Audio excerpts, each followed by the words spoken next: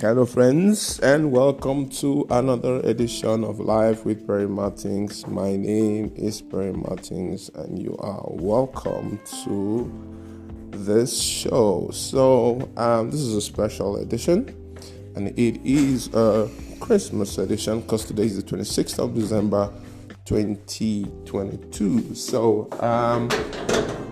I haven't done a podcast in a while, and of course the reason is that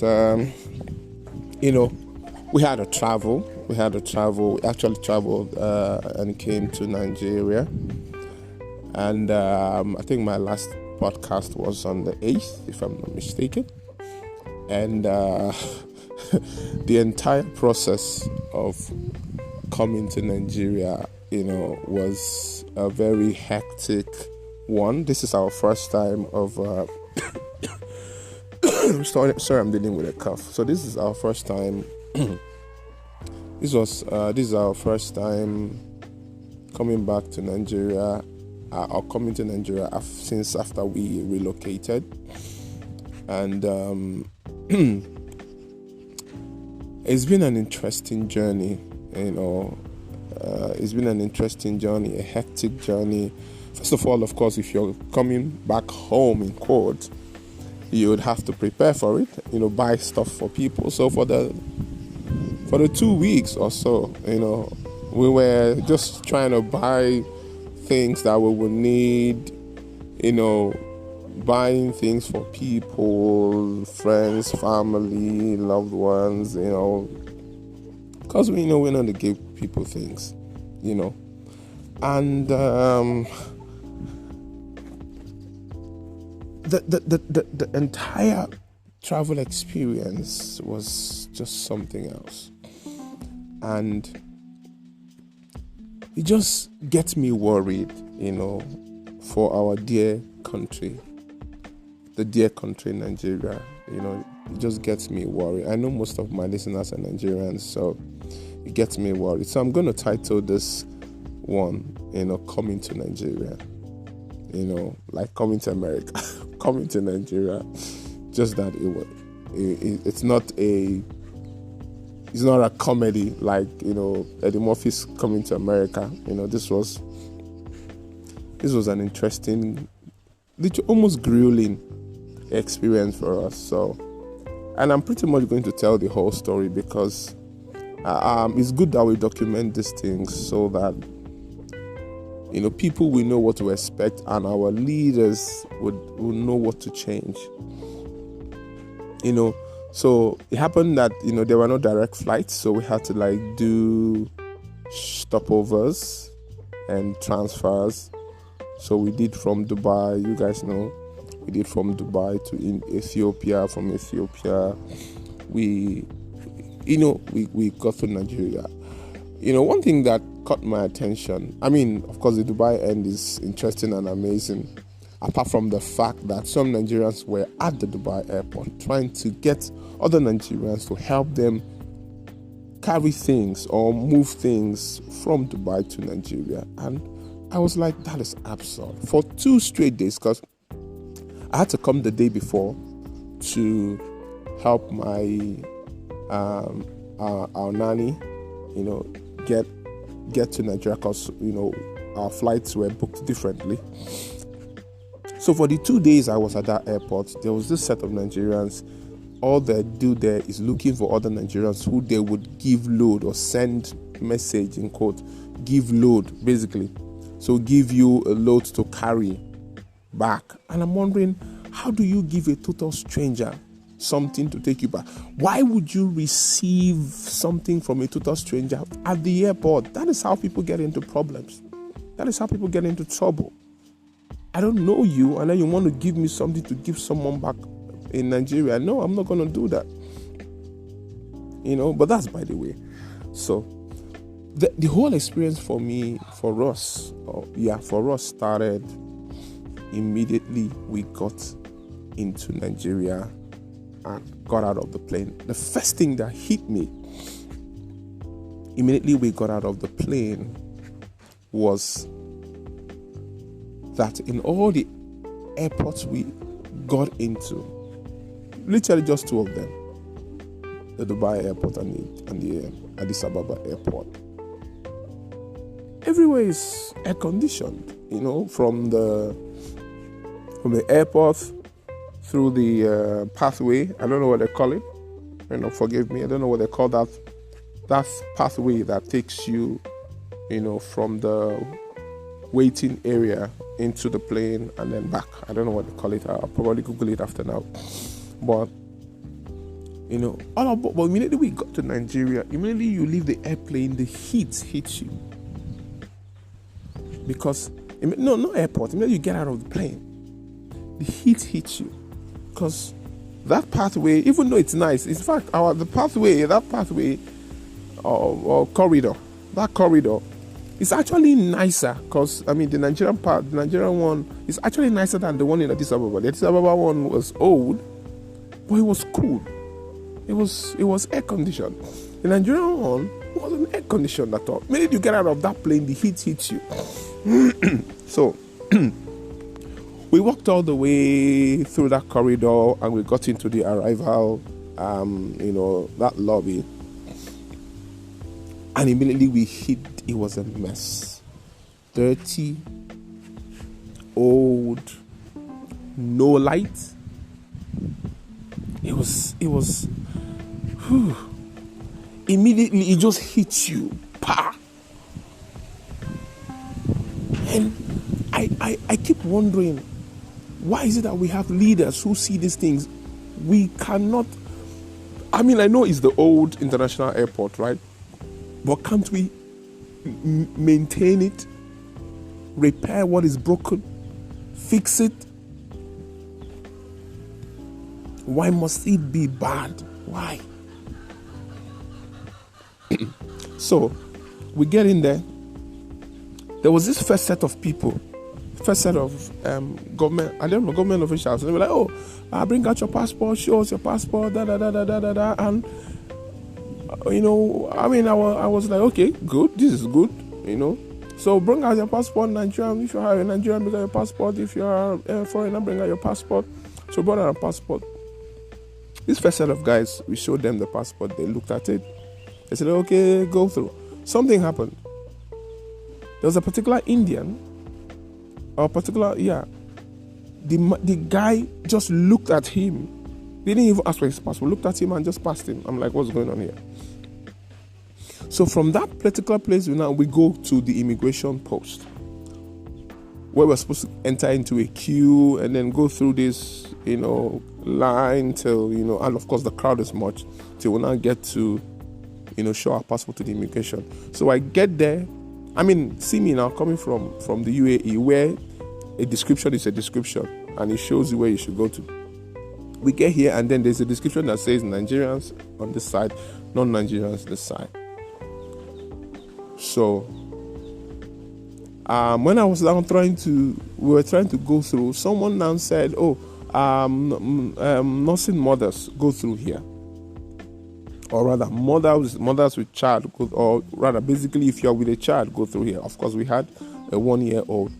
So we went through this particular place, and of course, we, went to meet one of the immigration.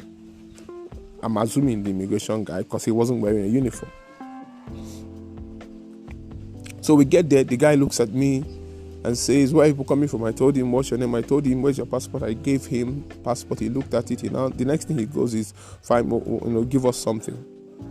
And I'm like, he says, yeah, find something. What do you bring for us? What did you, bring for us? In my mind, I'm like, oh, no. I'm like, sir, I said, guy, anything, bring. He was just sorry me. And it was a shock to me. It was a shock. This is my first time of coming back into the country. This is my first time of coming back. So I don't know what it was like. I didn't know what to expect.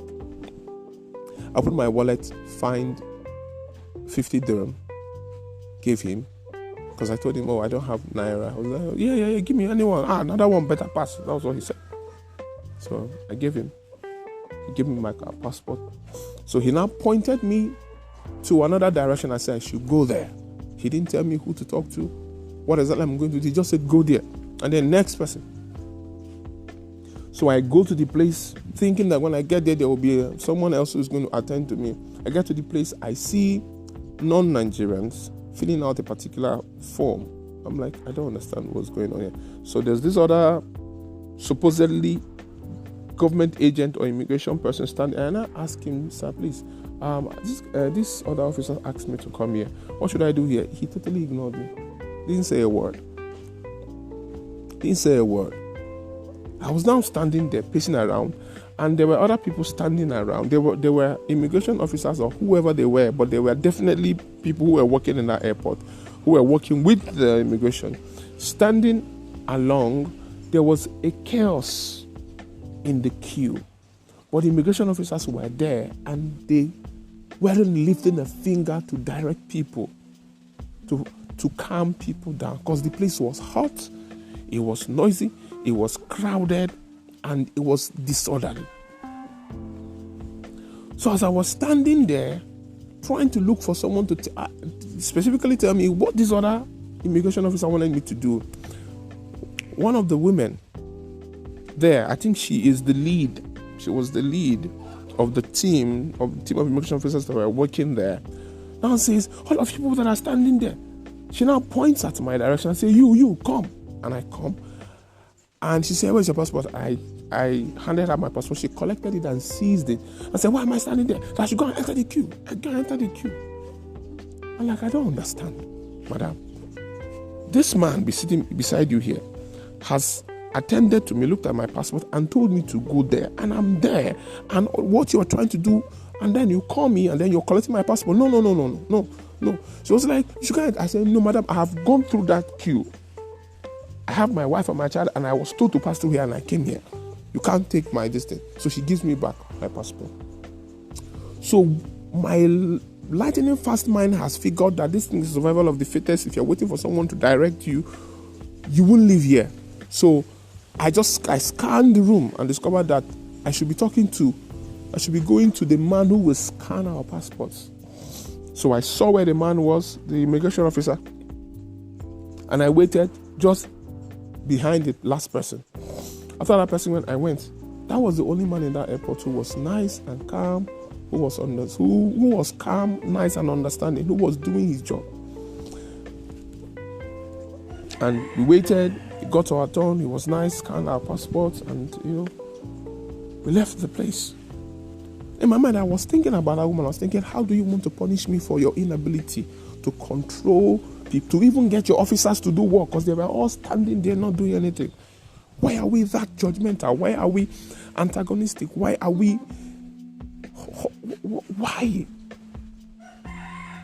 It was just frontal attack.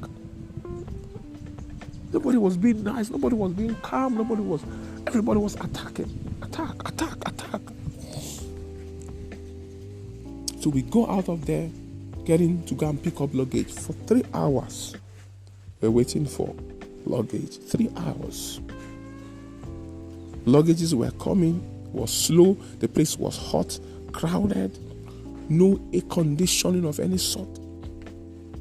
Dirty, dark. My God. We waited. I found 2. We had 4 bags. I found the first 2 similar kind of bags. Then later, I found one of the bags on the conveyor, but one was missing, and my baby's stroller also was missing. So that's how we were pacing around the airport looking for it, asking the airport staff. Nobody was giving any clear answer. So by 3 hours, what I started doing was to be listening in, because people were gathered and a lot of people were there. People couldn't find their luggage. I kept listening in, looking for who to talk to. So I finally found one of these airport staff, and I asked them, please, I'm looking for my luggage. Where else are there luggages? That was when someone said, oh, there are some on the other side. That's how we got there. We went to the other end, And then I saw my baby's stroller there. Of course, I have now the remaining one of the bags. I started looking at, so I discovered that there were bags that were brought out of the conveyor and were packed in various angles in that particular room. So I started looking at this different packings of bags, and I found my last bag somewhere hidden. Nigeria has a problem. We have a lot of problems. Nigeria has a lot of problems that it needs to solve. Its officers, its people. The energy in that airport was so negative, apart from the people who were coming back, who were trying to help themselves. But the officers, the system, it's unpalatable. By the time we were done with all of this, it was time to now go and meet the customs. They were the last people you meet before you leave the airport. I had 4 bags, carrying it in a small trolley. Immediately, they see me approaching with 4 bags. One of the officers, I think is the senior officer there, "Hey, you there, what is there? What are you carrying?" And look at me, a nice, truthful young man. And I said, "Oh, sir, it's our clothes and, some things we bought for, some gifts we bought for friends." That was what I used. Immediately, they heard "bought for." He said, "Hey, you, take all this thing inside there. Go and search everything. Everything there that was bought, they have to pay custom duty. They have to pay this. They have to pay that. They have to pay that." Wow. I'm like, what is this? What is this anger? What is this bitterness? What is this? Who are you quarreling with? It was negative. So immediately he said all of that. I was tired after traveling marathon between 2 continents to get back to home, in quotes, only to be met with so many bad experiences.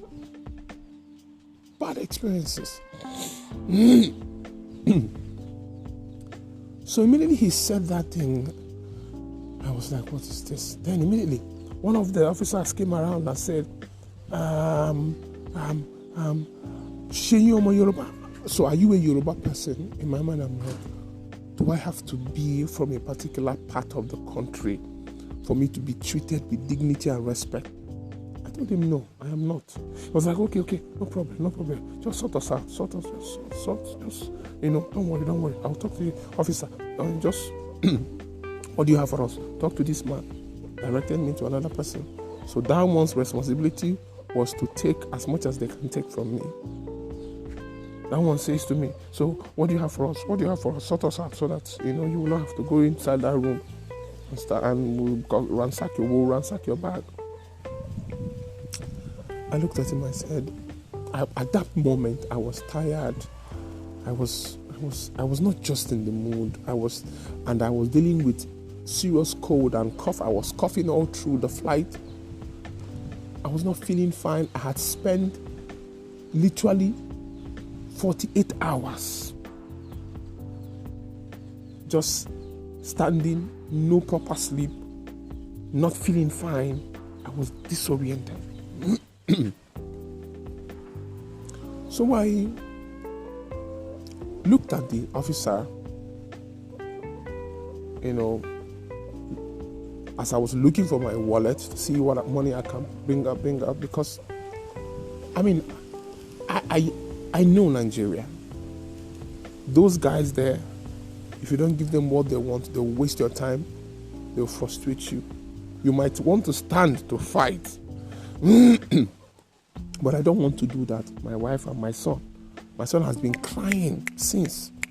He's tired. He's been traveling for more than 24 hours. He's tired, he's crying, he hasn't had a good sleep. My wife is tired, as in everybody wasn't in the mood. I just wanted to get out of that place. put my hand in my wallet. I had $1,000 that I had kept inside that wallet, which was a mistake. Because what it meant was that as I brought out that wallet and tried to peep to see if I can find a small amount to give them, the officer shouts, "Okay, give us something good. Give us something proper now. What is all this one?" So I brought out $100, give them. Immediately I gave him the $100. He spoke to the other person. But before that, there was a particular woman, particular nice woman who came before that, before all of this, who came to me and said, "Don't worry, if there's nothing in your bag, but I think by then I had already given them money. Sorry, by then because if she had told me that thing before I gave them money, I probably would have, it was like someone just jolted your head back to reality that, look, if you don't have anything to hide, there's no need for you to be worried. She said to me, look, if you don't have anything to hide in the bag, don't worry, let them search. I think she was part of the staff, she was part of the officers, I don't know. But by the time she came to tell me that I had already given money to one other of these other guys. So by then, immediately the officer I gave money spoke to the one who sent him. The one who sent him went and spoke to their lead or their head, and so that was how they just let us go.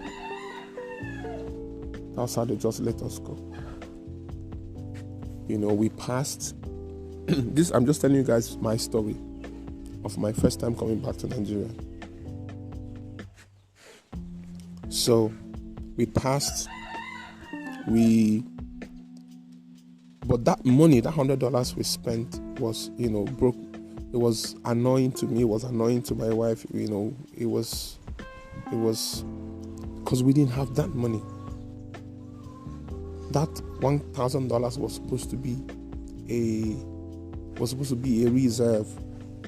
Was supposed to be okay. What we will hold so that when we are going, we'll be able to pay for our flight and pay for everything and go back. But by the time we came out of the airport, I was angry. She was angry. The emotions was all over the place. But I played it calm. She played it calm. We were able to go out, get a taxi. Of course, it was a Friday. It was Lagos. The traffic from the airport to where we were lodging in Lekki was crazy. We did literally more than 3 hours. Same. Just to be able to get there. By the time we did more than, we did actually probably 4 hours or so, or 5 hours. Because when we left the airport, it was probably around 4 or 5. We got to where we were going by 8 o'clock. Now, all through the time that we were, on our way to the airport, we had made a reservation 1 month ahead of time for a short let where we would stay. We had paid an agent. On that day that I came back, the agent now gives me the number of another person who probably is the manager of the apartment or some caretaker of the apartment. Let me use the word caretaker of the apartment we're supposed to stay. So the manager's name. Let me say that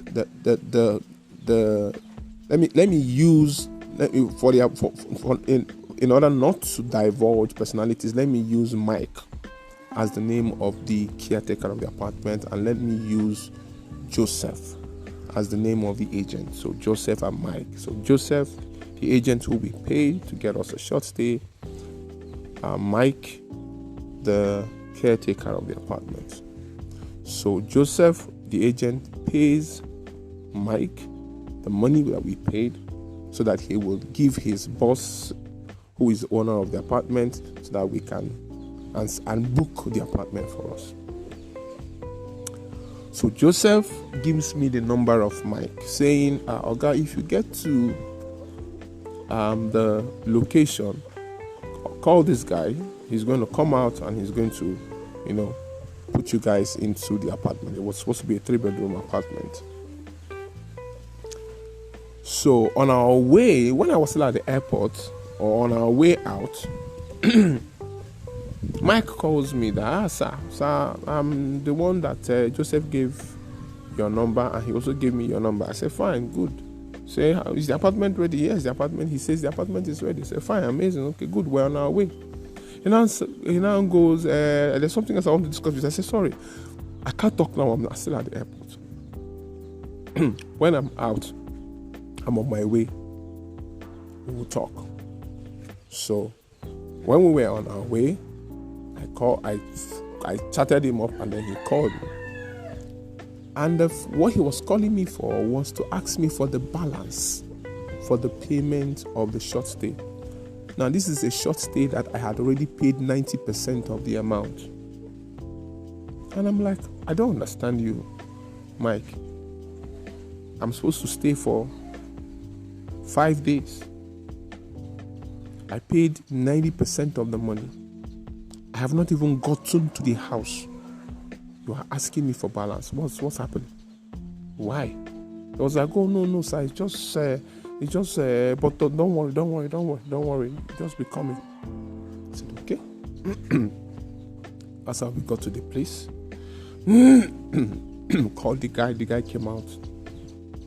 He was able to, of course, the first thing that I noticed was that the access code he gave us with which we would talk to the security side, because when the way the houses are, they are gated communities, gated estate.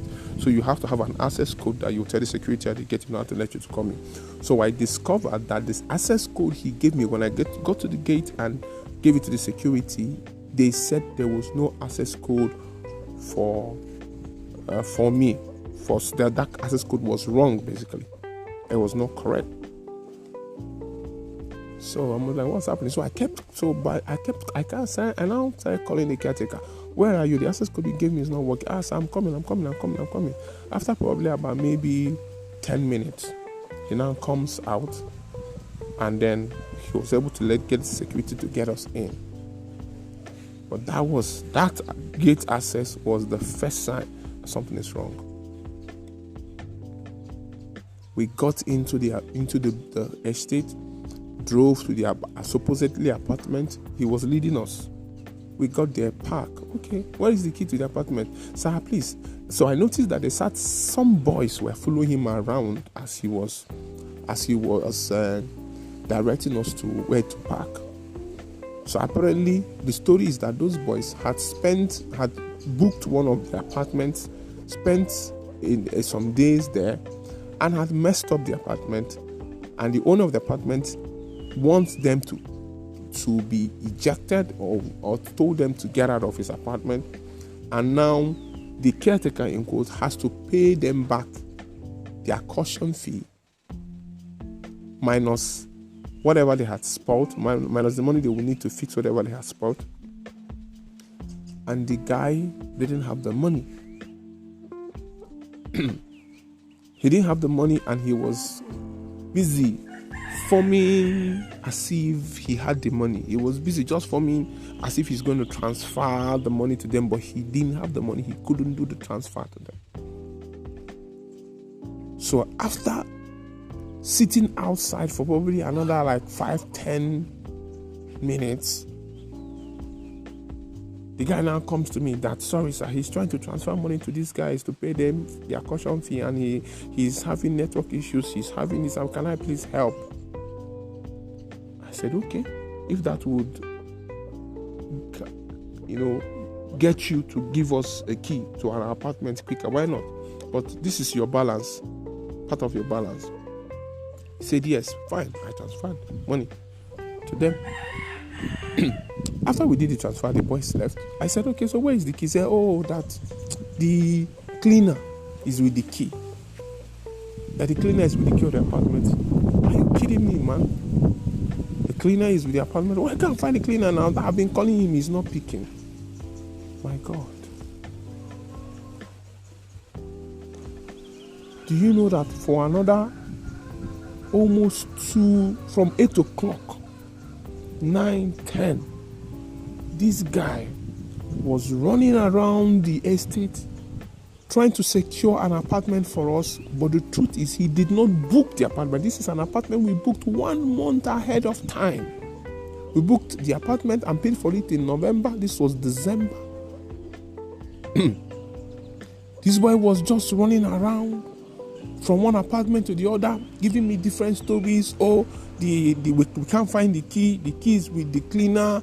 The apartment is, we're trying to wash the apartment, clean the apartment. He just kept giving me stories. And thank God, there was when we got into the estate, one of my friend happened to be in the estate because he came with his wife for a little function in the estate. So he saw me and we were greeting, and he decided to stay. When he saw what was going on, he decided to stay to make sure that we were settled in before he left. Now, this my caretaker boy, Mike, kept running around, very dutifully. He would carry our load from this point, our luggage from this other building to this other block, from this other block to this other block. Just pacing, wasting our time. My wife and my kid, all this while, are sitting outside because we had to let the taxi man go. By 11, that was when he was able to talk to someone who owns a 1-bedroom apartment, a mini flat. That's a room and a parlor self-contained, to give us the apartment. He told the man who owns the apartment that he has not been paid. That in the morning the agent will come and pay. Then he will pay him. I booked for a 3-bedroom apartment. You're giving me a 1-bedroom apartment. Now I told him, I said, I'm still expecting some family members to come here. So you people have to book a hotel for them. He said, oh, yes, I will do it.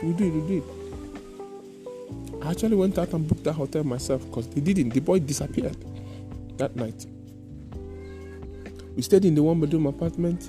We decided to settle for it so that my people can have a place to stay. In the morning, the agent came. The owner of the apartment we stayed in also came. And both of them met. The young man, who is the caretaker that was paid by the agent, was not around. So when the agent and the owner of the apartment came, the owner of the apartment asked him, Aga, what happened? They said that you did not pay.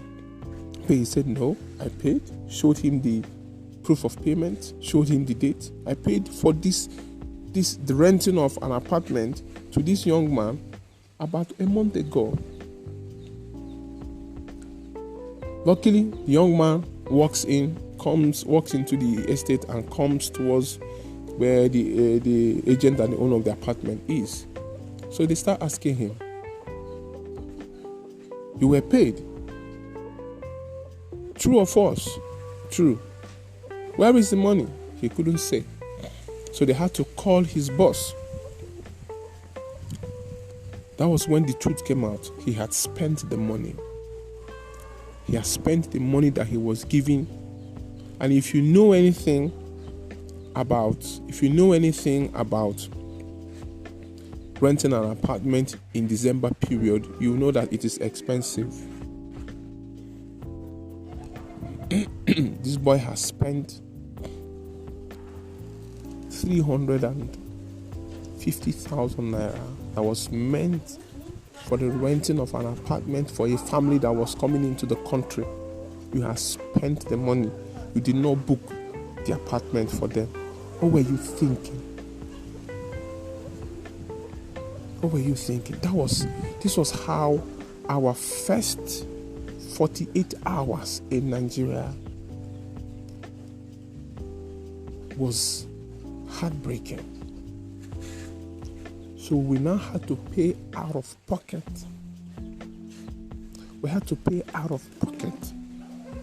because the young man didn't have the money and he had spent the money. So we had to get my friend who was with me all the while. Said, no. Perry, we can't do this. I'm going to get the police involved. And he called some policemen. And the policemen came and spoke with the policemen who were guarding the estate. And that's how they came and picked up the young man. Got him arrested. Because the evidences were so glaring. But, I'm not going to dwell on this story or on the predicament of the young man. But what I just wanted to talk about in this podcast is we have a system in Nigeria that enables fraud, enables poverty, makes people, because I am thinking about this whole experience and I'm asking myself, why?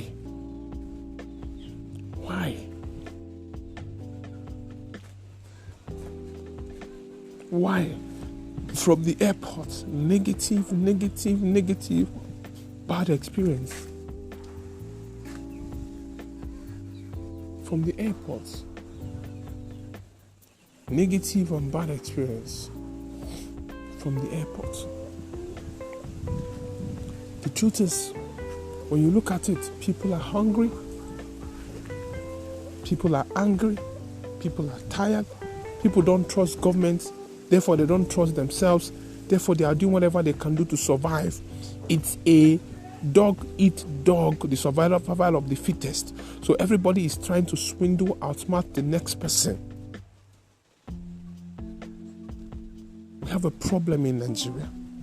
It starts from the leadership because the leaders are corrupt and selfish. It is affecting the people. We need a change of leadership, the type of leaders we have in Africa. Because our leaders are corrupt and selfish. They don't care about the people. The people also don't care about themselves. Everybody is after what they can get for themselves.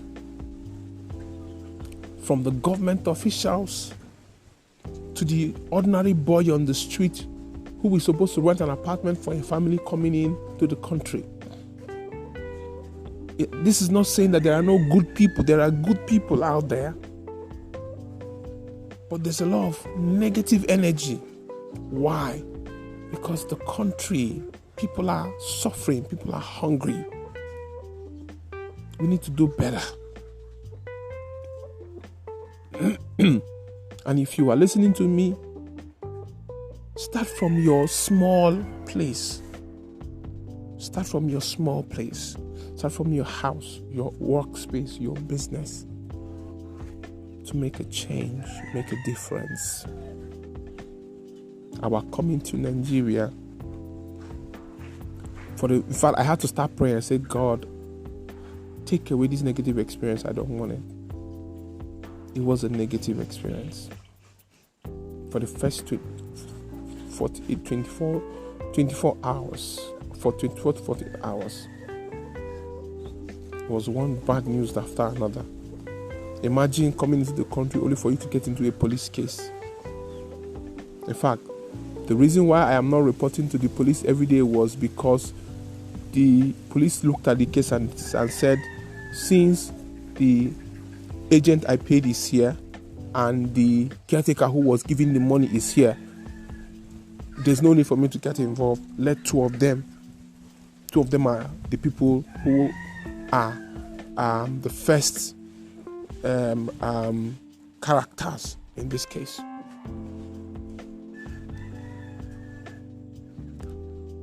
Let's help one another. Let's vote in good leaders in Nigeria. Let's vote in leaders that are compassionate, who will begin to change not only the economy, but the psychology, the atmosphere. Thank you for listening. I know this is long. God bless you. Have an amazing day. Bye.